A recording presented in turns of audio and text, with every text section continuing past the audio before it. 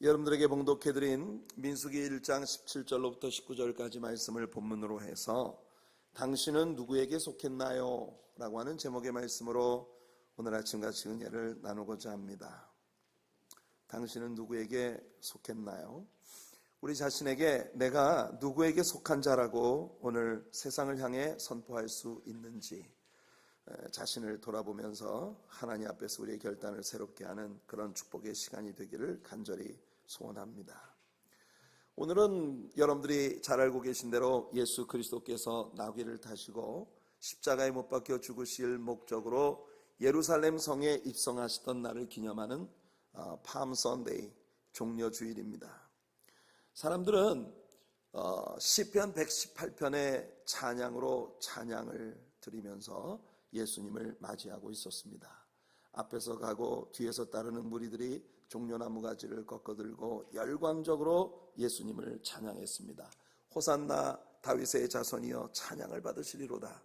주의 이름으로 오시는 이여 가장 높은 곳에서 호산나 하면서 호산나로 그 군중들이 예수님을 맞이하고 있었습니다. 당연히 이 군중들과 예수님의 제자들이 하는 이 일은 당시에 예루살렘의 지도자들이었던 바리새인들과 제사장들에게는 눈의 가시처럼 못마땅한 그런 일이었을 것입니다. 그래서 그들이 예수님께 나와 당신의 제자들이 하고 있는 이 참남한 짓이 안 보입니까? 저들을 좀 책망하고 꾸짖으십시오. 그렇게 예수님께 촉구할 때에 예수님께서 그들에게 이렇게 답변하시는 걸 봅니다. 누가복음 19장 40절 말씀 보면 예수께서 대답하여 말씀하시기를 내가 너희에게 말하노니 만일 이 사람들이 침묵하면 돌들이 소리 지르리라 하시니라. 예수님의 이 말씀은 예수님 주변에 많은 사람들이 몰려서 들끓고 있고 예루살렘으로 들어오시는 예수님께 정말 종려나무 가지를 꺾어들고 호산나 찬양을 하며 시끌벅적하게 열광적으로 예수님을 환영하고 있지만 그 예수님을 환영하는 그 무리들 가운데 진정으로 예수님께 속한 사람은 많지 않다는 것을 우리들에게 보여주는 말씀이에요. 어쩌면 예수님은 이제 앞으로 되어질 일들을 아주 정확하게 알고 계셨을 것입니다. 지금 예수님을 향해 찬양하고 있는 이 무리들이 누굽니까? 성경이 우리들에게 전해주는 바로는 갈릴리에서 예수님께서 행하신 놀라운 역사를 경험한 사람들이 예수님이 들어오시는 것을 보고 이렇게 찬양을 하고 있었다고 말합니다. 오병이어의 기적으로 떡을 얻어먹었던 사람들, 예수님께 병고침을 받은 사람들, 그리고 그런 예수님의 놀라운 역사를 현장에서 목격했던 사람들, 그들은 저마다 마음속에 저분이 바로 우리들의 왕이 된다면 우리가 기대하고 있는 것처럼 예루살렘에서 그의 왕자를 높이시고 이제 하나님의 왕국을 이 땅에 세우신다는 메시아의 도래하심이 바로 이루어지는 것이 아니겠느냐 하면서 사람들은 한때 억지로 예수님을 임금 삼으려는 것을 보고 예수님이 그 사람들을 피해 다니신 적도 있었다는 걸 성경이 우리들에게 얘기해 주고 있는 거예요.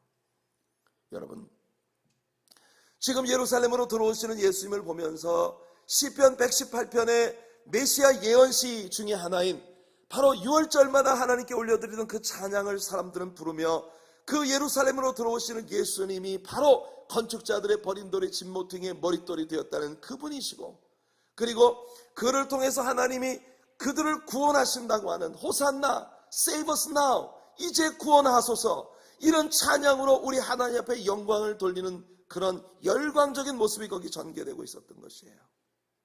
그런데 여러분, 사실은 예수님께서 가장 찬양을 받으시고 높임을 받으셔야 하는 장면은 이런 장면이 아니라는 겁니다. 예수님께 떡을 얻어먹었던 오병이어의 기적을 경험했던 군중들은 예수님과 제자들이 바다 건너편으로 가는 것을 알고 예수님 일행보다도 먼저 가서 예수님을 기다리고 있었습니다. 그때 예수님께서 그 군중들을 향해 말씀하셨어요. 너희가 나를 따라오는 것은 내가 누군지 알기 때문이 아니라 나에게 다만 떡을 얻어먹기 때문이다. 그러나 너희 조상들도 광야에서 하늘에서 내려온 거룩한 떡을 먹었지만 다 죽었다. 내가 누군지 아느냐? 나를 먹는 자는 영원히 죽지 아니하리라. 왜냐하면 나는 너희들을 위한 산떡이기 때문에. 그래서 내 몸은 너희들을 위한 참된 양식이요 내 피는 참된 음료라고 예수님이 선포하시자 열광하면서 저런 분이 우리의 왕이 된다면 우리 이스라엘은 당장에 회복될 텐데, 그렇게 막 열광적인 마음으로 예수님을 쫓아왔던 사람들이 이 말씀은 너무 어렵도다 하며 다 물러가 버렸어요. 갑자기 주님을 향해 들끓고 있던 그 열광적인 마음이, 불타던 마음이 싸늘하게 식어버린 것입니다. 예수님이 귀신을 쫓아내시고 병을 고치시는 놀라운 일을 행하신 것 때문에 그가 왕이 되셔서 이스라엘의 회복을 가져오기를 기대하던 호산나 찬양을 부르고 있는 이 모든 무리들, 정작 예수님에 관하여 인류 역사 가운데 최고의 사건은 바로 십자가의 현장인 것입니다. 그가 십자가에 피 흘려 죽으심으로 말미암아 우리를 영원한 죄에서 구속하실 그 예수님의 구속사역, 그것이 예수님께서 이 땅에 오신 목적이고 이유였던 것이에요. 이제 그 일을 행하려는 예수님 앞에서 그 열정을 다해서 열광적으로 호산나 찬양하며 예수님 맞이하는 그 무리들을 바라볼 때에 우리 예수님 앞으로 전개될 일을 미리 내다보고 계신 것입니다.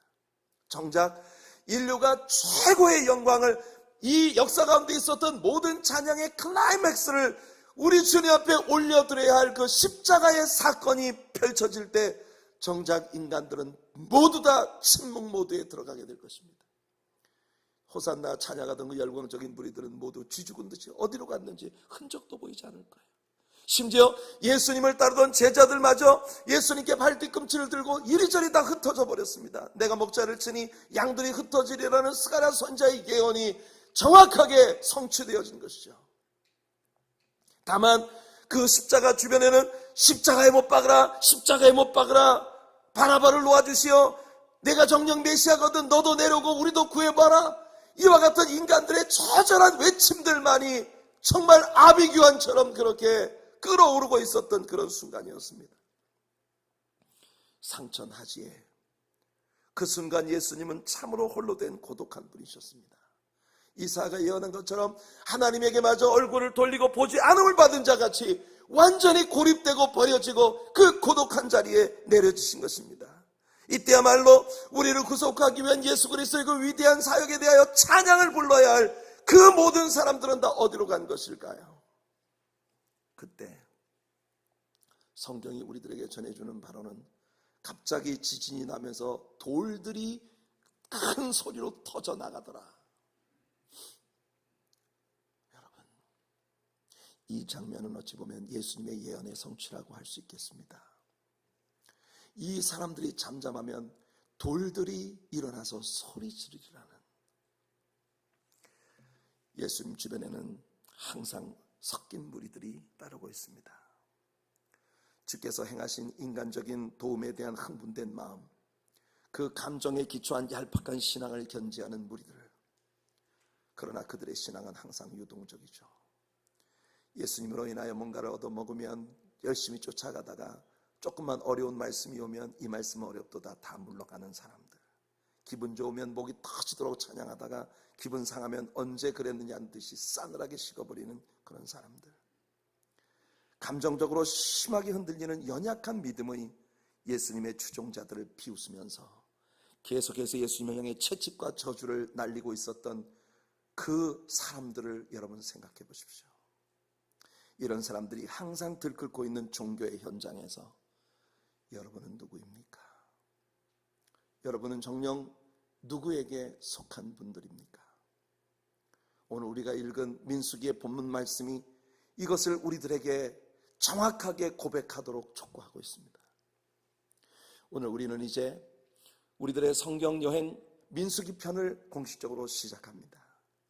민수기는 septuagint, 즉 70인역 헬라어 성경에서 그 제목이 아리프모이라고 하는 단어로 되어 있습니다. 아리프모이. 이 아리프모이라고 하는 단어에서 영어의 arithmetic, 산술이라고 하는 단어가 파생된 것입니다. numbering, 사람의 숫자를 헤아린다는 것이죠. 그래서 우리 성경에서도 민수기의 제목이 백성들의 수를 헤아린다. 그래서 민수기입니다. 백성들의 숫자 이야기입니다. 그게 민수기예요. 민수기를 민수기라고 부르는 이유는 민수기 1장과 26장에 나오는 두 차례의 인구조사 때문입니다. 오늘 우리가 읽은 이 본문은 이스라엘의 인구조사의 방법과 그 인구조사의 명백한 이유가 무엇인지를 우리 하나님께서 선포해 주신 말씀이 나와 있습니다. 여러분 잘 아시겠지만 이스라엘 역사 가운데 인구조사 때문에 큰 어려움을 겪었던 인물이 하나 있죠. 그게 누굽니까 여러분? 다윗 왕입니다. 하나님의 마음에 합한 자로 칭찬을 들었던 그 다윗이라는 인물이 인구조사를 통해 하나님 앞에 죄를 지었습니다. 그게 성경이 우리에게 들려주는 이야기예요. 아니, 인구조사를 한 게 왜 죄입니까? 하나님도 이게 백성들의 숫자를 헤아리라고 센서스를 명령하시지 않았습니까? 그런데 다윗이 인구조사를 한 건 왜 하나님 앞에 죄가 된 것일까요? 다윗이 인구조사를 명령한 이유는 한 가지뿐입니다. 자신의 세력이 얼마나 큰가를 과시하고 싶은 마음이었던 거죠. 나의 통치 아래서 이스라엘 나라가 얼마나 번영하고 얼마나 큰 축복을 누리게 되었는가, 나의 영향력 아래에서 이스라엘이 얼마나 강한 나라가 되었는가, 이것을 과시하고 싶은 마음이 바로 인구조사의 발로였다는 것입니다. 요압 장군은 다윗 앞에 고개를 조아리고 목숨을 걸고 이야기했습니다. 왕이여, 왕은 왜 이런 짓을 하십니까? 왕이 이렇게 하지 않아도 하나님께서 왕의 나라를 천천과 만만으로 승하게 하실 것입니다. 왜 왕은 하나님께 영광을 돌리지 아니하고 이 같은 일을 하여 요압께 범죄하나이까? 그러나 충성스러운 요압 장군의 목숨을 건 이와 같은 고언에도 불구하고 다윗은 촉박한 명령을 내려 인구조사를 시작했습니다. 그 일로 인하여 하나님께서 다윗에게 진노하셔서 이스라엘의 세 가지 징벌 중에 한 가지를 선택하라는 청천벽력 같은 말씀을 다윗에게 보냅니다. 물론 다윗이라는 사람이 하나님의 마음에 합했다고 하는 것, 그가 잘못을 저지른 죄를 깨달았을 때 즉시 하나님 앞에 회개할 줄 아는 그런 마음을 가진 자라는 거죠. 그래서 다윗은 말합니다. 세 가지 징벌 가운데 내가 사람들의 손에 빠지는 것보다 하나님의 손에 빠져서 하나님께 매맞는 쪽을 선택하겠다는 게 다윗의 선택의 기준이었습니다. 놀라운 일이죠. 다윗은 내가 하나님께 매맞을 짓 했으면 맞아야지, 내가 하나님께 혼날 짓 했으면 혼나야지, 사람들의 손에 빠지는 것보다 하나님의 손에서 매맞는 쪽을 선택한 게 다윗의 마음이었던 것이에요. 여러분, 사람들은 때때로 자기의 세력을 과시하고 싶어 합니다. 어쩌면 예수님이 예루살렘으로 들어오시는 모습을 보면서 그 앞에 열광하던 군중들이 예수님을 그런 식으로 바라보았을지 모르겠습니다. 이대로라면 예수님이 행하신 그 위대하고 놀라운 일들로 예수님이 사람들의 세를 모아서 로마를 전복시킬 수 있는 그런 전복적인 메시아로서 자신을 드러낼 수 있을 것이라는 생각이 사람들의 생각이었던 것이에요. 그런데 예수님은 그 들끓는 군중들 속에서 너희들이 정말 내게 속한 자들은 몇이나 되느냐, 이걸 예수님은 그들 자신에게 돌아보라고 말씀하고 계신 겁니다. 지금 광야에 나온 이스라엘 백성들의 수를 계수하려고 하는 하나님의 이유는 두 가지입니다. 이스라엘 백성들의 수를 헤아리는 인구조사를 명령하신 하나님의 두 가지 이유, 그 첫 번째 이유는 전쟁에 나갈 군사들의 수를 파악하기 위한 것이었습니다. 민수기 1장 2절과 3절을 보면 이렇게 말합니다. 너희는 이스라엘 자손의 모든 회중 각 남자의 수를 그들의 종족과 조상의 가문에 따라 그 명수대로 계수할지니 이스라엘 중 20세 이상으로 싸움에 나갈 만한 모든 자를 너와 아론은 그 진영별로 계수하라. 죄송합니다. 하나님께서 그들을 계수하시는 목적이 여기 분명히 선포됩니다. 군대에 나갈 수 있는 사람의 숫자를 파악하라는 것입니다.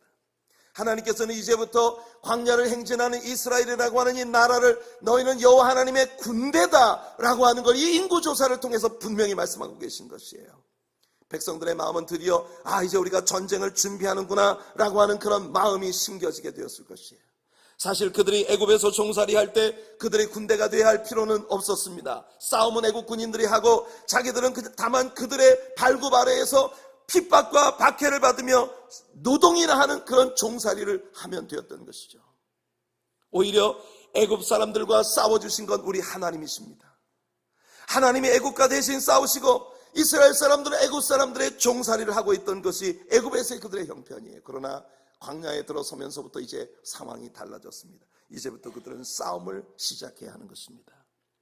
이것은 우리들의 신앙생활에 있어 참으로 의미심장한 교훈을 안고 있습니다. 과거에 우리가 사탄의 발굽 아래에서 죄의 종로로 타고 있을 때에는 우리가 전쟁을 할 필요가 없었습니다. 물론 우리가 전쟁을 할 능력도 없었죠. 다만 우리가 알지 못하는 사이에 하나님께서 예수 그리스도를 보내셔서 그 보혈의 권능과 성령의 능력으로 우리를 대신하여 싸워 주심으로 말미암아 우리가 종의 신분에서 구출된 것입니다. 할렐루야. 이스라엘이 노예의 신분에서 탈출하여 홍해를 건넌 것처럼 우리들이 예수 그리스도와 함께 합하여 주와 함께 죽고 주와 함께 다시 사는 세례에 참여하고 광야에서 성찬을 나누며 하나님의 자녀가 되어 그 하나님의 자녀된 기쁨을 가지고 우리가 광야에 나왔을 때, 그때 우리들의 삶에는 완전히 다른 상황이 다가오게 된다는 것이에요. 과거에 사탄의 종로로 탈 때 사탄이 우리에게 도전을 할 필요가 없었습니다. 왜냐하면 우리는 사탄의 종로로 타는 자들이니까요. 그러나 사탄에게서부터 해방되어 하나님의 백성으로서 선포하며 나갔을 때 사탄은 우리들에게 끊임없는 싸움을 걸어온다는 것입니다. 이스라엘 백성들이 걸어가는 광야길에 수많은 적군들이 숨어있다가 싸움을 걸어옵니다. 우리들이 신앙의 여정을 살아가는 동안에도 마찬가지로 수많은 적들이 신자로서의 우리의 삶의 앞에 매복하고 있다고 하는 사실을 우리 알아야 합니다. 그들이 순간순간 뜻하지 않은 곳에서 고개를 쳐들고 우리에게 싸움을 걸어온단 말이에요. 외적인 공격으로 또는 우리의 내면의 마음과 마음에 상처를 주고 아픔을 주어 정신적인 공격을 감행해오는 다양한 종류의 안팎의 공격들이 우리에게 다가오는 것입니다. 많은 사람들이 신앙생활을 시작하면 곧장 모든 것이 평화롭고 축복이 오고 오직 은혜만이 넘치는 천국 같은 삶이 전개될 것이라는 기대를 갖습니다. 그렇기 때문에 신앙생활을 하다 조금만 어려움이 다가와도 그 어려움을 이해하지 못하는 거예요. 아니, 우리는 하나님을 믿으면, 예수님을 믿으면 바로 천국이 이루어질 줄 알았는데 왜 우리들에게 이와 같은 어려움이 와야 하나? 왜 이와 같은 고통이 오고 시험이 오고 박해가 오고 문제가 다가와야 하나? 이걸 견디지 못하는 것입니다. 그래서 즉시 하나님을 원망하고 불평하고 신앙생활 아무리 해봐도 뭐 안 믿는 사람이나 다를 바 없네, 그리고 주님의 복음에서 떠나버리고 마는 것이에요. 이스라엘 백성들도 마찬가지입니다. 애굽에서 나오면 곧장 적과 꿀이 흐르는 땅으로 갈 줄 알았습니다. 하지만 그들은 수많은 적들과 광야에서 기대하지 않았던 싸움에 휘말리기 시작하면서 심하게 흔들리는 것이에요. 반석을 만나 목마를 때, 마라의 쓴물을 만날 때, 아말렉 군사들을 만날 때 순간순간 그들에게 다가오는 모든 환경과 형편 속에 그들은 끊임없이 하나님을 원망하며 모세를 죽이고 지도자를 대신 뽑아서 애굽으로 돌아가자는 그런 이야기들을 하는 것이에요. 하나님은 놀라운 은혜와 권능으로 우리를 구원하셨습니다. 하지만 우리는 여전히 이 땅에 살고 있어요. 이 땅은 죄와 사악함으로 가득합니다. 우리가 사단의 편이었을 때 사단은 우리와 더불어 싸울 필요가 없었습니다. 그러나 이제 우리는 사단의 원수가 되었기 때문에 사단은 다양한 공격을 우리에게 가져오는 것이요, 그래서 하나님은 이스라엘 백성들을 이제부터 너희는 군대다, 여호와 하나님의 깃발을 높이 들고 여호와 하나님의 영광을 나타내야 할 하나님의 군대라는 걸 분명히 하시기 위하여 인구조사를 명령하신 것입니다.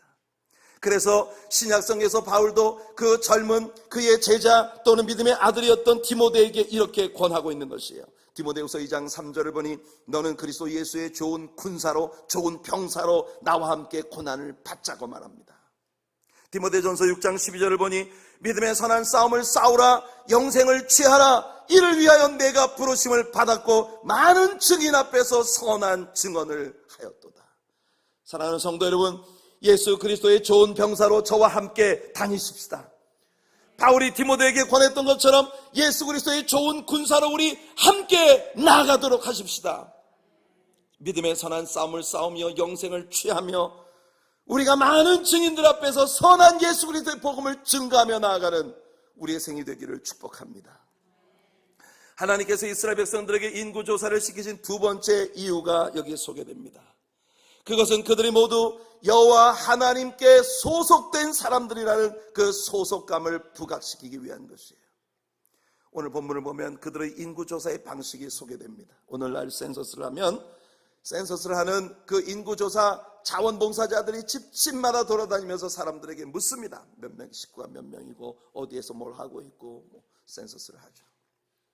요즘은 전자 방식으로 이제 센서스를 할 때 그 센서스를 하는 웹사이트에 들어가서 우리 가족들에 대한 것들을 올리곤 합니다. 그러나 출애굽에서 이스라엘 백성들의 숫자를 헤아릴 때 하나님께서 지정하신 사람들을 데리고 모세가 서 있으면 백성들이 줄줄이 줄을 서서 그 앞에 나와 자기가 어떤 지파의 어떤 종족의 어떤 가문의 어떤 가장에게 속한 몇째 아들이다, 이런 것을 와서 고백을 함으로써 인구조사를 하는 것이에요. 그러니까 그들의 인구조사의 아주 중요한 부분은 내가 어느 계통에 속했는가 하는 것을 밝히는 일입니다. 출애굽기를 통해 우리가 계속 배워왔던 것처럼 이스라엘의 여정에 함께 가던 사람들 중에 소위 잡족이라고 불리워지는 사람들이 있습니다. Mixed multitudes, 잡족들. 그들은 섞여 있는 무리들이에요. 이런 사람들은 정확히 내가 어떤 계통의 어떤 지파에 누구에게 속했다고 말을 할 수가 없는 사람들이었습니다. 이 하루 동안에 모든 사람들이 줄줄이 줄을 서서 자기가 어떤 계통의 어떤 지파의 어떤 종족에게 속한 어떤 족장에게 속한 누구라는 것을 밝혀야 하는데 그 앞에 나가 내가 누구에게 속했는지를 보고할 수 없는 인물들이 있었던 것이에요. 하나님께서 유대 사람들에게 이방인들과 혈통이 섞이지 않도록 하려 하시는 것은 바로 그 혈통 가운데에서 메시아이신 예수 그리스도가 오시기 때문인 거죠. 그래서 이스라엘 사람들에게 내가 어떤 지파의 어떤 혈통에 속한 사람인가를 밝히는 것이 굉장히 중요한 일이었습니다. 제가 그 시대에 태어나지 않았다는 건 참 감사한 일이에요. 왜냐하면 제가 그 시대에 태어났다면 저는 이스라엘의 종족 가운데 들 재주가 없잖아요. 한국 사람들은 카운트 안 해줬을 겁니다. 우리들 중 어느 누구도 그때 하나님의 자녀라고 우리가 가입하긴 어려웠어요. 이 잡족들 중에 어떤 사람이 나와 항변할 거면 나도 이스라엘 백성이 되고 싶습니다. 되고 싶다고 되는 게 아니에요. 내가 이스라엘을 위해서 공로를 세우겠습니다. 공로 세운다고 되는 것도 아닙니다. 지난번에 돈으로도 못 가요 하나님 나라, 힘으로도 못 가요 하나님 나라, 제자학교 가르치면서 제가 그랬어요. 힘으로도 못 가고 돈으로도 못 가고 잘생겨도 못 가요. 그렇게 얘기했거든요. 그랬더니 어떤 집사님이 바로 하시는 말씀이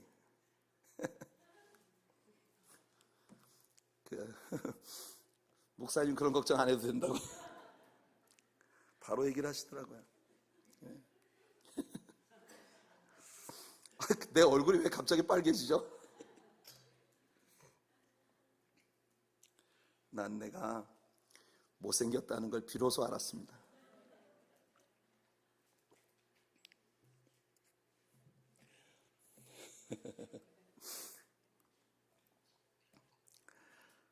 우리가 아무리 애쓰겠습니다, 노력하겠습니다, 나도 원해요, 그런다고 되는 게 아니라는 거예요. 저는 오늘 여러분에게 묻고 싶습니다. 여러분 분명히 하나님께 속한 분들인가요? 여러분들은 정말 예수 그리스도께 속했습니까? 모든 사람들이 나는 어디에 속했다고 자기 혈통을 말할 때 나는 하나님께 속했다, 나는 하나님의 백성이다 라고 말을 할 수 있겠습니까? 머뭇거려서는 안 됩니다. 나는 지금 하나님의 백성이 되려고 노력하고 있다고 대답해서도 안 됩니다. 어떠한 노력으로도 우리가 하나님의 백성이 될 수 없기 때문이에요. 그날에 인정될 수 있는 대답은 딱 하나뿐입니다. 갈라디아서 3장 26절에 너희가 다 믿음으로 말미암아 그리스도 예수 안에서 하나님의 아들이 되었으니, 할렐루야. 거기에 다른 길은 있을 수가 없어요. 오직 예수 그리스도 안에서 믿음으로 말미암아 가능해지는 것입니다. 요한복음 1장 12절에 영접하는 자 곧 그 이름을 믿는 자들에게는 하나님의 자녀가 되는 권세를 주셨으니, 할렐루야. 이것이 이 시대를 복음 안에서 살아가는 저와 여러분들의 특권이고 축복인 것이에요. 우리들의 족보는 참으로 중요합니다. 성경은 창세기로부터 하나의 족보를 계속 우리들에게 들려주고 있어요. 신약 성경도 바로 그 족보로 시작이 되고 있습니다. 그 족보는 육신적 혈통으로 귀결되어지는 것이 아니라 예수 그리스도를 믿는 믿음으로 모든 이방인들에게까지 이어지는 계보입니다. 우리가 그리스도를 믿는 믿음으로 하나님의 자녀가 되었으면 우리는 하나님의 상속자가 될 것이며 예수 그리스도와 함께한 co-heirs, 우린 주님의 공동 상속자가 되는 것이에요. 할렐루야. 여러분들 대박 터지셨습니다. 여러분들도 모르는 사이에 예수 그리스도와 함께 여러분들 co-heirs, 우리 주님의 공동 상속자가 된 것이에요. 예수님이 하나님께 받으실 수 있는 그 모든 것들을 우리도 예수님과 함께 누리게 되었다는 것이에요. 갈라디아 3장 29절에 너희가 그리스도의 것이면 곧 아브라함의 자손이요 약속대로 유업을 이을 자니라. 할렐루야. 로마서 8장 14절 이하에 무릇 하나님의 영으로 인도함 받는 사람은 곧 하나님의 아들이라. 너희는 다시 무서워하는 종의 영을 받지 아니하고 양자의 영을 받았으므로 아빠 아버지라고 부르짖느니라. 아바 Father, 하나님을 아빠라고 부를 수 있는 특권을 우리는 누리게 되었다는 것이에요. 이어지는 말씀 보면 성령이 친히 우리의 영과 더불어 우리가 자녀인 것을 증언하시나니 자녀이면 또한 상속자 곧 하나님의 상속자요 그리스도와 함께한 상속자가 되는 것이라고 선포합니다. 이 광야 같은 인생길에서 우리가 하나님의 자녀 되는 길은 오직 하나뿐이에요. 곧 예수 그리스도의 보혈로 믿음 안에서 거듭나는 길뿐입니다. 여러분은 여러분이 누구인지를 분명히 아셔야 합니다. 그것은 여러분의 기분이나 느낌에 따라 결정되는 것이 아니에요. 구원의 길은 아주 명확한 믿음의 일입니다. 이것은 아주 분명한 일이에요. 여러분 감정을 따라 예수님 믿는 사람이 되면 절대 안 됩니다. 지금 예수님이 예루살렘으로 들어오시자 수많은 군중들이 나와서 앞에서 가고 뒤에 따르며 호산나 시편 118편 바로 6월절마다 그들이 부르던 그 찬양 메시아가 오실 것이라고 하는 그 찬양을 모든 사람들이 나와서 군중들이 열화와 같이 들끓는 감정으로 노래 부르고 있었어요. 많은 사람들이 감정적인 흥분으로 그 일에 동참하고 있었을 것입니다. 그러나 오직 감정의 베이스 위에 주님에 대한 마음이 건설되어 있었던 사람들은 군중 심리에 의해서 하루아침에 전복되고 말았습니다. 이렇게 한번 생각해 보세요. 우리가 비행기를 타고 앉아 있는데 기장이 이야기합니다. 여러분 아무개 항공에 탑승해 주셔서 감사합니다. 저는 여러분들을 하와이까지 모시고 갈 기장 아무개입니다. 지금 항로상의 날씨는 양호합니다. 그러므로 우리가 몇 시간의 비행을 걸쳐서 몇 시에 우리의 목적지인 하와이 호놀룰루 공항에 도착할 예정입니다. 그런데 이 비행기가 하와이까지 갈 수 있는 연료가 충분한지는 제가 잘 모르겠습니다. 그저 기분 좋습니다. 이 좋은 믿음만 가지고 갑시다. 이렇게 기장이 이야기를 한다고 생각해 보세요. 여러분들은 그 비행기에서 빨리 내리셔야 합니다. 그 비행기 계속 타고 있으면 안 됩니다. 감정의 베이스 위에 신앙생활을 계속 구축해 간다는 건 바로 이런 일이에요. 기분 좋으면 하루아침에 별일을 다 하다가 기분 상하면 기본도 지키지 못하는 그런 상황이 되어버릴 때, 이것이 바로 종려주일이 우리에게 가져다 주는 교훈인 것이에요. 기분 따라 천국 가는 게 아니고 기분 따라 하나님의 일꾼 되는 게 아닙니다. 우리의 구원은 예수님과 나와의 관계에 있습니다. 우리 온 인류 가운데 구속함 받은 백성들이 하나님 앞에 모이는 그날 우리들에게도 일종의 인구조사가 열리게 될 것을 기대하시기 바랍니다. 여러분 우리는 모두 크고 흰 보좌 앞에 나아가 내가 누구에게 속했는지 답해야 합니다. 믿는 신자들이 고린도 교인들에게 바울이 말했던 바 베마싯 상급주 치는 심판대 앞에 나갈 때 그것은 우리들에게 분명한 일이에요. 우리가 예수님께 속했기 때문에 그곳에 나아가는 것이에요. 1장에서 인구조사가 있고 2장에 들어가 보면 하나님께서 이스라엘 백성들이 광야를 지날 때 그들의 캠프를 어떤 원칙을 가지고 배치시켜야 하는지를 보여주십니다. 그들 캠프의 중심에는 당연히 성막이 자리 잡고 있었습니다. 그리고 그 성막의 주변에 레위지파 성전 종사자들이 자리를 잡습니다. 그러니까 이스라엘 12지파 가운데 레위지파가 하나가 빠진 것입니다. 그러니까 11지파밖에 안 남는 거죠. 그런데 11지파 가운데 요셉의 두 아들 므낫세와 에브라임이 각각 한 지파씩을 차지하여 다시 레위지파를 빼고도 12지파가 되는 것이에요. 그게 광야를 지나갈 때 이스라엘 백성들의 캠프의 배치도입니다. 여러분 그들의 중앙엔 성막이 있습니다. 성전이 있습니다. 그리고 그 주변에 성전 종사자들인 레위지파가 자리를 잡고 동서남북의 3개의 지파씩 12지파가 자리를 잡게 되는데 그 네 군데의 묶음은 각각 한 지파의 지도력 아래 모여 있는 것이에요. 동편에는 여러분들이 보실 때 우측에 있는 그룹입니다. 이 동편에는 유다 지파의 깃발 아래 이사갈과 스불론이 함께 자리를 잡고, 남쪽에는 르우벤 지파의 깃발 아래 시므온과 갓 지파가 자리를 잡습니다. 서편에는 에브라임의 깃발 아래 므낫세와 베냐민 지파가 자리를 잡았고, 북편 단 지파의 깃발 아래 아셀과 납달리 지파가 자리를 잡았습니다.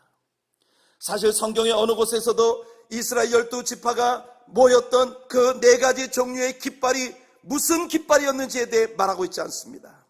그러나 유명한 구약학자들이었던 칼과 델리치가 쓴 모세오경 주석을 보면, 모세오경이나 구약성경의 어떤 책에도 이 깃발들의 형상이 무엇인지를 말하고 있지 않지만, 랍비들에게 내려오는 오럴 트래디션에 의하면, 랍비들이 가지고 있는 유전에 의하면 이 각각 네 그룹을 상징하는 깃발이 있었다는 것입니다. 유다 지파의 상징의 깃발은 사자입니다. 르우벤 지파의 상징 깃발은 사람의 형상이었습니다. 에브라임 지파의 깃발은 소의 형상이었고, 단 지파의 깃발은 독수리 형상이었다는 것이에요. 이는 놀랍게도 예수 그리스도와 연관되어진 아름다운 역사를 우리에게 보여줍니다.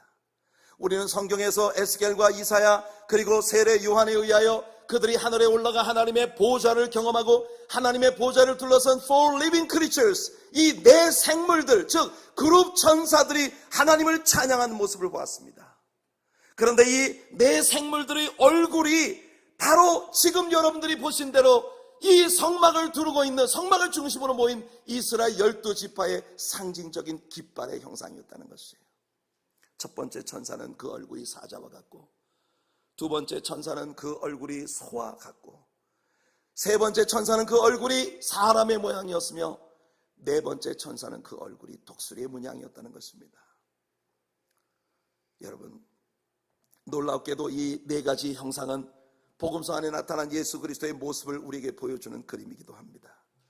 마태복음은 예수 그리스도를 유다 지파의 왕으로 소개하셨습니다. 그래서 여러분, 마태복음에서 예수님은 왕이십니다. 사자는 왕입니다. 그리고 마가복음에서 예수님은 종입니다. 여러분, 이 세상에서 종을 대표하는 짐승이 바로 송아지입니다. 평생 살아서 주인에게 충성하다가 죽어서도 가죽으로부터 시작해서 창자까지, 심지어는 발까지, 꼬리까지 모두가 다 주인에게 드려지는 제물인, 바로 마가복음에서 예수 그리스도는 종입니다. 누가복음에서 예수 그리스도는 인자이십니다. 사람의 형상이죠. 요한복음에서 예수님은 하늘의 하나님이십니다. 독수리는, 사자가 땅의 왕이라면 독수리는 하늘의 왕이에요. 여러분, 특별히 유다 지파에 대하여 창세기 49장 9절에 죽음의 침상에서 12아들들에게 예언의 기도를 했던 야곱의 말에 의하면, 유다는 사자 새끼로다. 내 아들아, 너는 움킨 것을 찢고 올라갔도다. 그가 엎드리고 웅크림이 숫사자 같고 암사자 같으니 누가 그를 범할 수 있으랴. 계시록 5장 5절에 장로 중에 한 사람이 내게 말하되 울지 말라. 유다 지파의 사자가, 다윗의 뿌리가 이겼으니 그 두루마리와 그 7인을 떼시리라. 성도 여러분, 우리는 바로 성막을 중심으로 움직이는 이스라엘의 모습을 보았고, 그 이스라엘의 12지파의 네 그룹들을 상징하는 깃발들을 보았습니다. 우리는요, 성막이 그 문에서부터 시작해서 지성소까지 모든 것이 예수 그리스도를 상징하는 것들임을 배웠어요. 이스라엘은 예수님을 나타내는 아름다운 모형적 그림 안에서 움직이고 있었던 것이에요. 그런데 이스라엘 사람들은 예수님을 몰랐다는 것입니다. 이게 중요합니다. 예수님은 지금 그들의 중심이었던 성전으로 들어오고 계신 것이에요. 많은 사람들이 열광적으로 그에게 노래를 하고 있었으나 정작 그에게 열광적인 노래를 하는 사람들 중에 자기들이 왜 여기에 있는지를 몰랐다는 것이에요. 하나님이 우리들의 중심부에 계실 때 우리는 강해질 수 있습니다.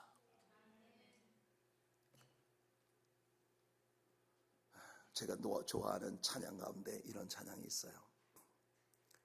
We are few, but we are strong when you surround us. 우리는 비록 소수에 불과하지만 우리는 강합니다. 언제? 주께서 우리와 함께 하실 때. 이게 이스라엘 역사 가운데 수없이 이스라엘 백성들에게 주셨던 하나님의 메시지입니다. 우리 하나님이 우리의 중심부에 계시는 그런 삶, 그건 정말 멋진 삶입니다. 미국이라는 나라가 어떻게 이렇게 세계 역사에 길이 남을 만한 강대국이 된 것일까요? 그것은 하나님이 삶의 중심이 되기를 원했던 그들의 조상들이 있었기 때문입니다. 그들의 믿음 때문입니다. 그런데 오늘날의 미국이 그 영광을 다 상실해버리고 말았어요. 이스라엘 나라가 광야에서 행진을 할 때 그들은요, 뒤죽박죽으로 아무렇게 나가는 지친 나그네들이 아니었습니다. 그들은요, 하나님이 명령하신 그 명령을 따라 항우를 지어 각 지파별로 대열을 지어 군인들처럼 행진해 갔습니다. 그들의 중심엔 언제나 예수님이 계셨던 것이에요. 이것이 우리들의 삶이 되어야 합니다. 성도 여러분, 고린도전서 14장 40절에서 바울이 그런 말을 합니다. 모든 것을 품위 있게 하고 질서 있게 하라. 이것이 무슨 뜻입니까? 우리의 중심에 예수님이 계시고 그 예수 그리스도의 움직이심에 민감하게 깨어 있으면서 우리는 예수님의 움직임에 따라 품위 있고 질서 있게 예수님의 모습을 세상에 보이는 교회로 행진을 해야 한다는 것이에요. 이것이 오늘 저와 여러분들의 모습이 되고 우리 하나님의 사랑교회의 모습이 되기를 축복합니다. 오늘 우리가 맞이한 종려주일은 예수 그리스도께서 바로 우리의 중심인 성전에 들어오신 날입니다. 그리고 이 제단 안에 여러 성도님들이 계십니다.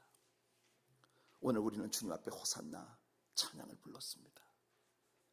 중요한 것은 그렇게 주님을 찬양하는 이 종려주일에 주님을 예배하고 있는 우리들은 누구냐 하는 것이에요. 우리들에게 물어줘야 할 궁극적인 질문은 우리가 예수님께 속했느냐는 것입니다. 이 질문에 대한 확실한 믿음의 대답을 할 수 있는 저와 여러분들이 되기를 예수님 이름으로 축복해드립니다. 유대인들은 6월절이 오면 6월절 절기를 함께 보내면서 그들의 6월절 만찬의 마지막 식사가 끝나고 난 다음 포도주를 나눌 때 건배사로 항상 해마다 하는 이야기가 있습니다.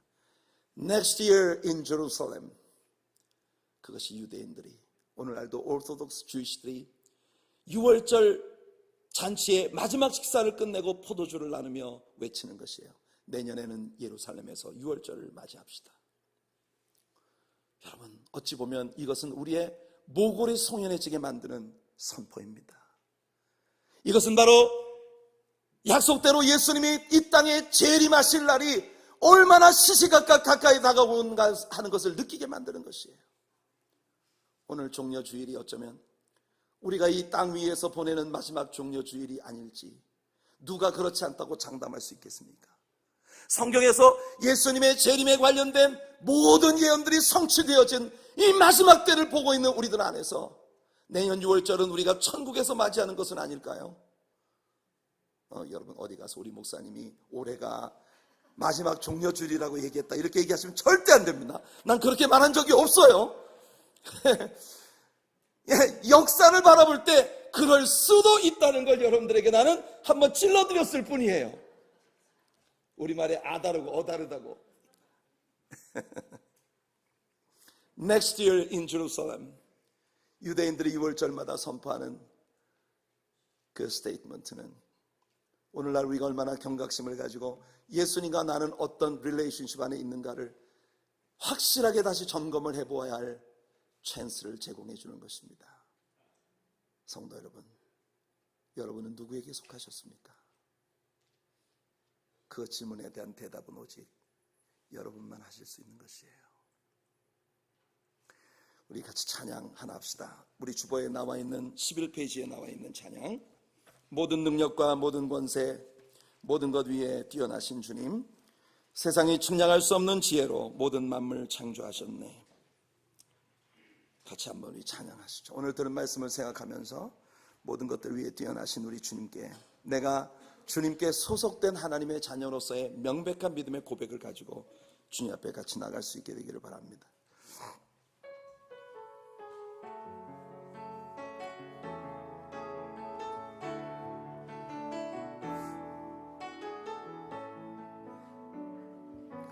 모든 능력과 모든 권세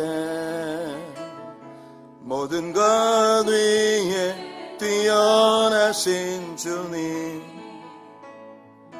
세상이 측량할 수 없는 지혜 모든 만물 창조하셨네 모든 나라와 모든 보좌 이 세상 모든 경이로움보다 이 세상 모든 값진 보물보다 더 귀하신 나의 주님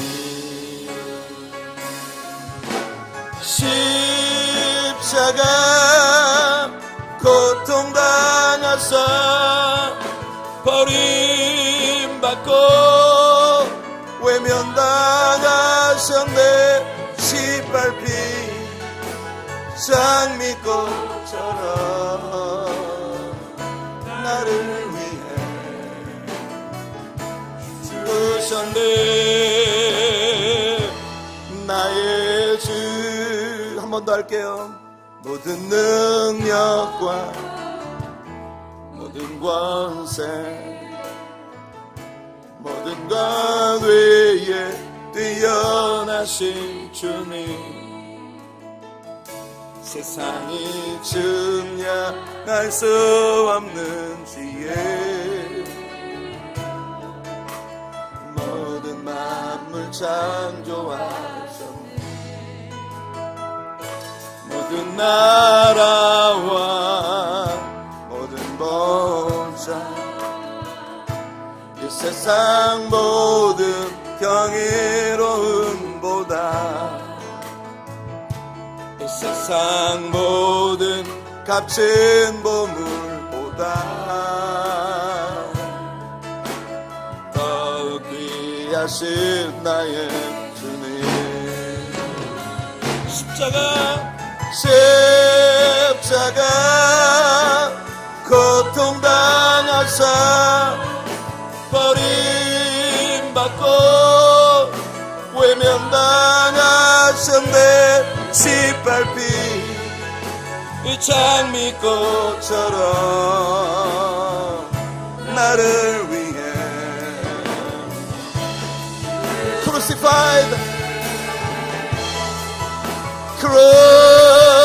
crucified lay behind the stone believed to die rejected and alone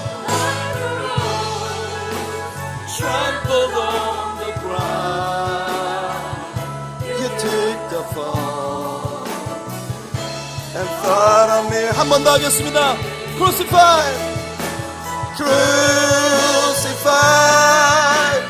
lay behind a stone you live to die rejected and alone like a rose trampled on the ground you took the fall and thought 우리 마지막 한 번 더 십자가 고통당하사 십자가 고통당하사 버림받고 외면당하셨네 짓밟힌 장미꽃처럼